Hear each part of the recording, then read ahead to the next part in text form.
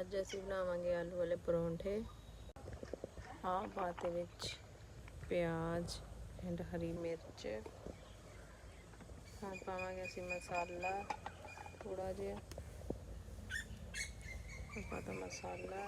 ਪਾਵਾਂਗੇ ਅਸੀਂ ਨਮਕ ਥੋੜਾ ਜਿਹਾ, ਨਮਕ ਪਾਤਾ। ਮਟੀਰੀਅਲ ਬਣ ਕੇ ਤਿਆਰ ਹੋ ਗਿਆ ਹੈ। ਹੁਣ ਅਸੀਂ ਬਣਾਉਂਦੇ ਹਾਂ ਪਰੌਂਠੇ।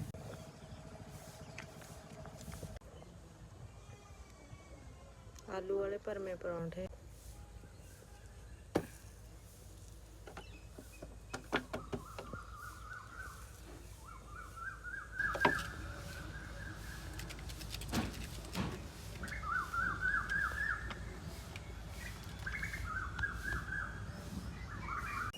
देखो साਡਾ पराठा बन के आलू वाला तैयार हो चुका है।